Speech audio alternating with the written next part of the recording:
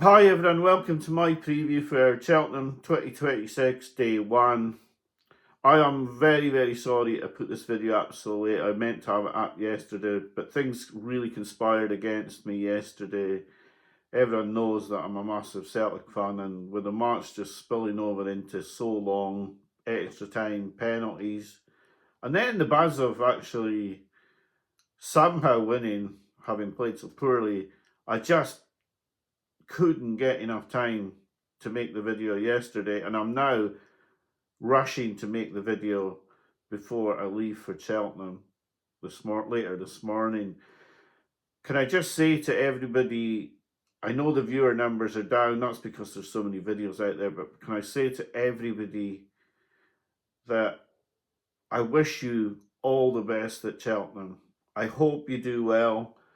I hope that my video bits can do well, and personally I do well, but I want to wish all my viewers the very best of luck.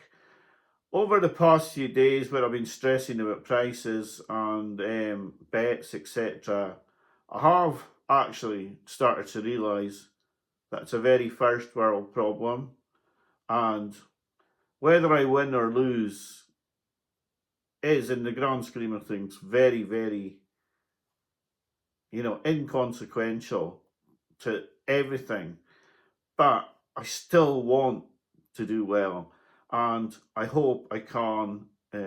So there are 2 video bets at the moment on day 1, I think. I'm trying to go through now. Anyway, we all know what the bets are, so if there's more, there's more. We've obviously lost an Act of Innocence. We have a bet on Myertown, and we have a bet on Madara. But before I start, I just want to wish you all the very best festival that you can have. Enjoy it. Have, bets you can afford, and hopefully you'll do well. And right now, I'm just going to have to quickly get on with the preview, which is going to be very rushed, and I apologise for that. Hopefully tonight I'll get more time to do the video for day 2's preview. In the opening race, the Supreme, I've always fancied Old Park Star. He is a terrible price, and he has big rivals. I think his price should be closer to 3-1, 7-2, and he's down at around 2-1. So really, I wouldn't say that he's any value at all in backing him. I think the surefire horse to run its race is Talk the Talk at 5-1. He has a good chance, as does Mighty Park and El Kairos. A really tough race to open the card. And the bookmakers will definitely make money on this, whether the favourite wins or not, because the other horses close to him in the betting will all be heavily supported. At a bit of a price, I think Leader Dahlia each way might be worth an each way poke, but I do fancy Old Park Star, but his price is terrible. Unless he gets to around 7-2, I wouldn't advise anybody to be trying to back him, because he's just too short. It's not worth it at that price of 2-1.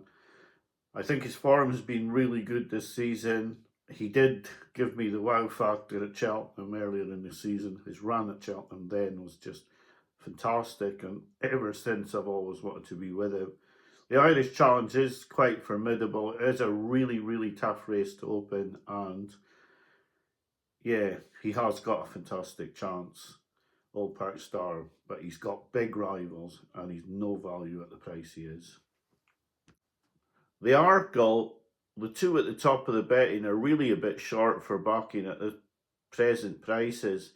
And I did hope to back Steel Ally at bigger prices each way, but there's only 7 runners and you'll only get 2 places, and that really isn't value in the market at all. So I could only give you sort of a gun to my head selection, and I mean, if someone put a gun to my head, I would pick Kopeck to board, but he has got big, negatives to him. He hasn't run for a long time. He's only had 1 run this season. That's a big negative coming into a big race like this over fences. Lalamba similarly gets caught out early in his races and gets behind. So they're the 2 favourites. Steel Ally jumps great, But with only 2 places available, it's very difficult to recommend a bet in the second race. In the Fred Winter, I've let myself in for this. I really shouldn't try to do this, but I fancy Harry Cobden's horse, Pourquoi Pas Papa. Hard to say. He's just got a really good record in the race, and the horse is a good price. It's really not a race you should be betting in. This is an utter minefield. In fact, Tuesday has become a terrible race for the Panthers. It used to be great with 5 graded races and only 2 handicaps, and all of a sudden now it's got 3 different graded races and 4 really difficult handicaps on the day. Now it is the birthday of JP McManus, whose horses wear the green and gold with a white heart and differing hearts. And he has so many horses in training that you would imagine, with it being his birthday and his 75th birthday at that, he will have had a lot of horses lined up. So if you fancy any horses in that colours, then you can be assured of getting a good run. But for me, I'll try to say it again, I'm going to be on Pourquoi Pas Papon of Paul Nicholls, the Harry Cobden on board, and I certainly wouldn't put you off their other one as well, Baby Moose. But at the moment, I think I'll stick with Cobden's Mount at a decent price. It's a really tough race though, and if you're backing in this race, you're taking your life in your hands, to be honest. The Ultima is tough. As I said, McManus's birthday on this day, and he has the 2 at the top of the market and 1 even at 12-1 as well. I do think Jaguar and Iroko are the 2 that are going to be really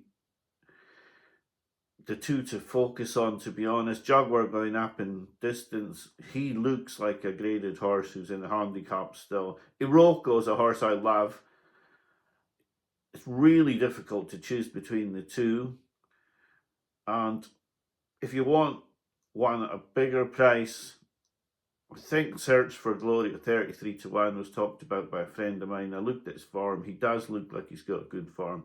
And at 33-1, he might give you a run for your money. But I do think the winner will come from the front 2 in the market. Another one sort of in the middle of the market is Kopeck of Nicholls and Cobden, who really will want to do well this week. But it's a week where every horse is trying, and it's very, very difficult to get winners. And you know, you have to be very careful with it being such an open festival as well. You just got to take care on day 1. If you get a winner and you get ahead, that's fantastic, but you don't want to get too far behind and start chasing on a day like this. The Champion Hurdle, well, for 2.5 years now, I've campaigned for Lossiemouth to run in the Champion Hurdle. Finally get my wish this year. So I have to be with her. I think getting £7 from the Geldings and off-level weights with Brighter Days Ahead and Golden Ace, I think she's the one to be with. Now her price has started to collapse since she was confirmed for the race. She was 11-4 probably only 2 days ago, and now only 15-8. But I think she's by far the most likely winner. She loves Cheltenham. She's won at the festival the last 3 years. Some say she may be out of her depth, but for me, this is where she comes alive. She loves this track. She's got the best jockey, and for me, there's nothing not to like. At a price, I'd take Nicholls and Cobden again, each way, tutti quanti. His form's really strong. People won't back him now because the ground's gone slightly against what he won on at Newbury. But they haven't paid this supplementary fee for nothing. They must feel that they have at least a place chance. And I think I'd back him each way around 20-1. But for me, for definite in this race, the bet would be Lossiemouth. And I'd be very keen on her. I know the price isn't great, but that would be my selection and probably my nap of the day. In the plate, I've got a video bet up in this race on Madara at 12-1. Really pleased with the price I've got there. I would really worry about 2 runners in this race giving me a race, but they're both not very big prices in McClory and Will the Wise.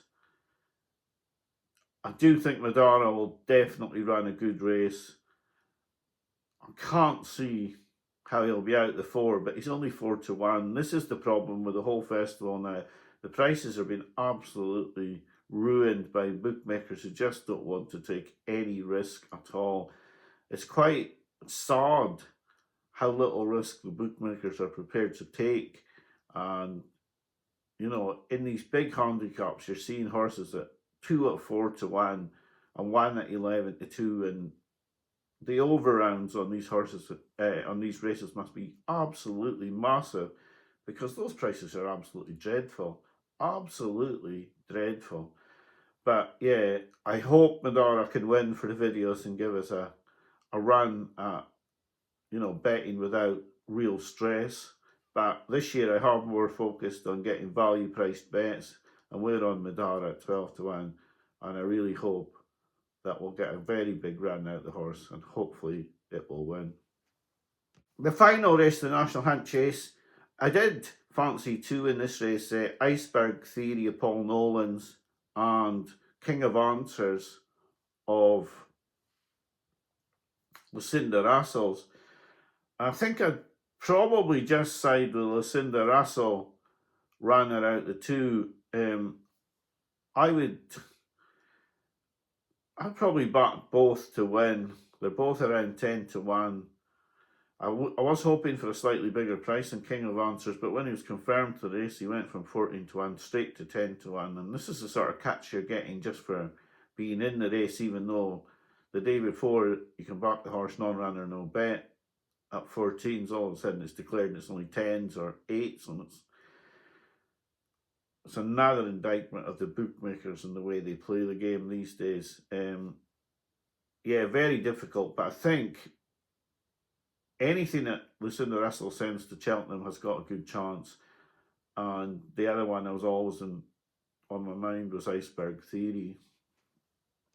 In conclusion, this video is really rushed, and I'm really sorry about probably the quality of it and the speed I've gone through the races. It's very difficult when I've not gone to the festival very often while I've been making the videos, and it is making things tough. I hope to get a daily preview for Wednesday up tonight when I get to Bristol, and then hopefully I'll get a couple of bets up as well, because I've noticed that the only way to get any decent prices is to back before they get the day of the race prices up. They are fairly scandalous in truth, and I'm not prepared to play at some of those prices. But with a betting bank, I've got no real choice. But I want to put up value bets, and if they win, then we win. If not, we've at least beaten the bookmaker on the price.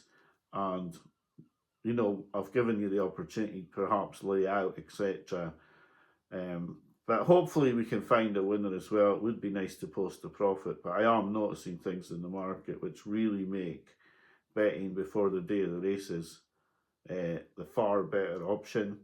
We have actually got another video bet running on the day, which is Myertown in the Ultima Handicap, and I backed him at 12-1. I never mentioned him in the sort of preview of the race because I just don't fancy him anymore. When I put him up, I thought that was his final prep race done, and then the yard ran him again, and I think that run has put pay to our chances. But if he wins, he is still a video bet, and he would be a very welcome return. It's just I have to say that I don't really fancy him anymore. Mine up day 1 is Lossiemouth. Today's preview, you know, today is like the day before your date with the girl you've had a crush on. You're very, very excited. Your dream's still alive, and you just don't know how it's going to go. And Cheltenham could be the dream date, or it could be she turns out not to be as nice as you think, and things turn into a bit of a nightmare. But I'd like to wish all my viewers the very, very best of luck at Cheltenham this week. I really hope you do well. It will be a very tough festival. You'll need to get ready for just a dogfight, I think, with the bookmakers. The prices are terrible, but we have to give it a go. It's the most exciting day of the season, Christmas Eve really, Cheltenham Eve to me. So very, very best of luck to everyone who's watching Cheltenham Chart. I hope you have a great day on day one. Bye for now.